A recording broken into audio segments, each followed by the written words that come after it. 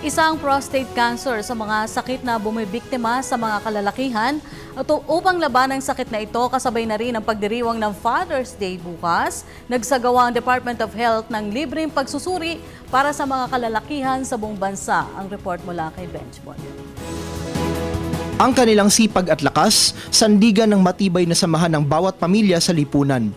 Ngunit gaano man katikas ang kanilang katawan at isipan, hindi ito uubra kapag tumama na ang anumang matinding karamdaman. Bilang pagdiriwang ng Prostate Cancer Awareness Month at pagkilala sa ating mga tahanan, nagsagawa ang Department of Health ng libreng digital rectal examination para sa mga kalalakihan sa buong bansa.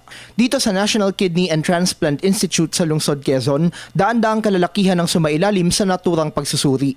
Isa sa kanila ang 67 taong gulang na si Mang Jose Mojado na isang dorm caretaker. Dati na ako nagpa-check up sa Jose Reyes, pero nang mabasa ko yung flyers, kasi namantala ko na. So sir, ano naman po ang naging resulta sa mga kasama? Mas maganda ang pakiramdam.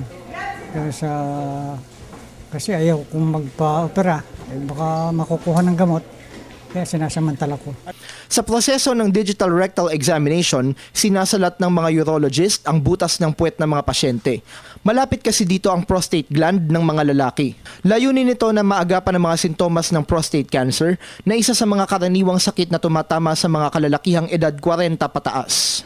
What we are pushing for is early detection. Kasi there's actually very little we can do to prevent prostate cancer. But if detected early, then makukure po natin ang patients natin. Sa datos ng DOH, may naitatalang higit 2,000 kaso ng prostate cancer sa bansa taon-taon.